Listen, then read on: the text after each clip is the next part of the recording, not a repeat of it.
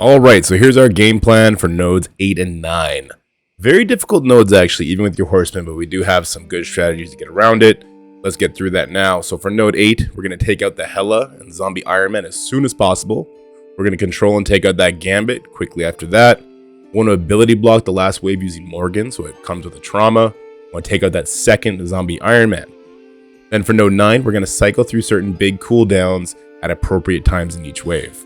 On the final wave, we're going to hard focus Weaver out and go from there. Let's get into it. So the Scourges that we're using for this video are the same as all the others. Every single Scourge except for the health modifiers and zombification. Zombification made this section way more difficult than previous sections. Just getting the kills twice on this last legendary node was an absolute nightmare.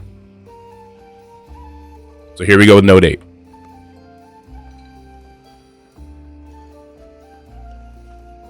So as you see, we are using Fury, and it's important that we place Fury in the corner next to Morgan to help feed her some extra energy, because she's going to be the character we're relying on most to use cooldowns here. Next Fury's contribution is the defense up and speed up on spawn, and he has the lowest life, so he's going to be the target of the Gambit passive, which will protect your other characters. You'll see here I open up with Morgan ultimate. You could keep resetting until Greg is not in the line of fire for that attack and save yourself some lost turn meter.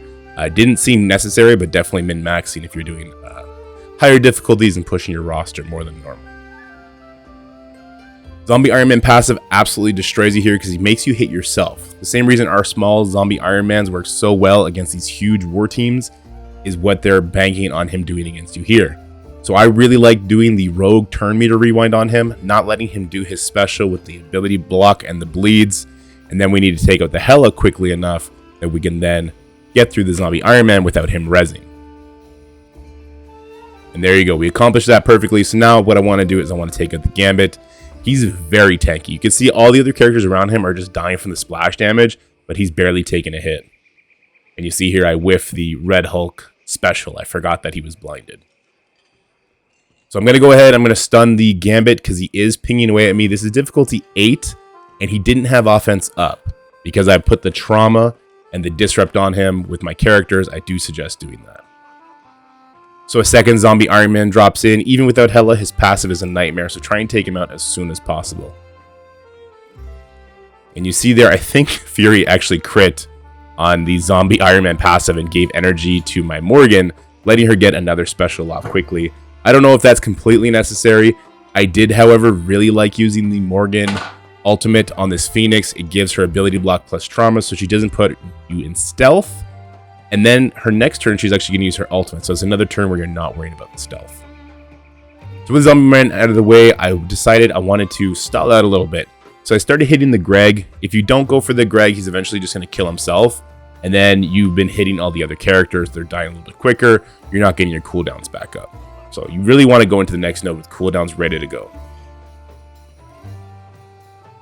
The most important cooldown is, of course, the Red Hulk ultimate. You can see how it affected this match here. So you need to make sure that he's going into it. It's pretty easy because he doesn't have that war restriction where he can only gain it once. So we got it charged up on node 4. And now we can get him charged up here again on this node 8. And then on node 9 is obviously the last node we use him on.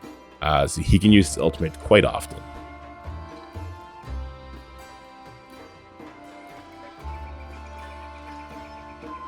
And there you go. We're not going to use it. We're just going to go ahead and face punch her out of there. And you see my horsemen are pretty healthy heading to the next node. And I do have all my cooldowns available. Some of that is a little bit of RNG with energy coming from Fury. But again, this is Scourge mode, so you can reset as necessary.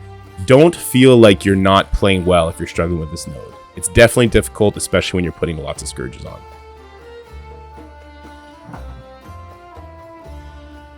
And here we go into node 9. So for node 9, we're actually going to use Phoenix.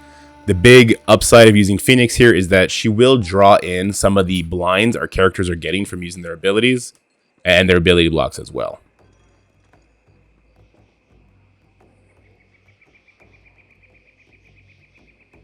So we are going to go ahead and open up with the Morgan ultimate here. It's nice to have the Morgan ultimate up, though the Red Hulk ultimate will also perform a similar feature when it does its massive buff flip. What we don't want to do though is use all of our cooldowns. So you're going to see with Rogue here, I'm not going to use her special. I'm just going to use the basic, and I want to take out this Moondragon before she does a turn meter rewind on anybody, because that can make the node a little bit messy. And there you go. My Rogue in this video is a striker, but I do suggest having her as a skirmisher so you have more vulnerables to hit into. Again though, for these testing, I just didn't have like infinite ions to play around with. And yes, though I could use the Morgan special there, and even through blinds it'll land, I chose not to do it because I want to save those abilities for when Weaver drops in the final wave. We need to control her. If she gets charged, we can get overrun.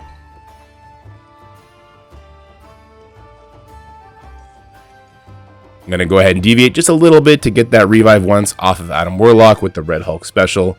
Obviously, that's something we're all very used to doing. I Rogue ultimate here, even though she's going to get blind. Well, she won't because she's immunity. But even if she got blind, that's okay. Her special will hit through blind, and we are going to be using that special on the Spider Weaver the second we get. Now, you will notice the enemy team actually didn't spawn in with the buffs they were supposed to spawn into. This is a speed bar issue. It didn't happen all the time. The holding of Omega Red Ultimate is really so that you could pull those disrupts off. And although Doc Ock will spawn in with Taunt because he's a fortifier, your Omega Red will flip it immediately and flip everything. Then you get to go onto the Weaver and take care of business. I was just killing things too quickly here, I guess. So now that we've taken Weaver out, the node is a little bit easy at this point. We can kind of just coast to a win. And just so you guys know, I did not test Archangel on these nodes. I didn't even unlock him. I want to do that with you guys live on stream, which we will do, and we'll level him up as high as we can, even though we don't have enough of his uniques. We'll see how he fares. I do think he might be better than Fury and Phoenix, because he does get those Horseman buffs that we're getting from Rogue and Morgan. So we'll see. He might be usable here. And there you go. So that is the last of these like official guides that I'm going to be doing.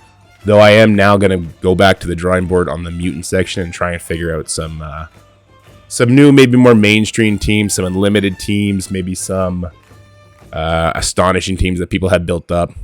And I'll look forward to that video. Anyway, thanks for watching these guys, and I hope you guys have great success in your Death Scourged adventures.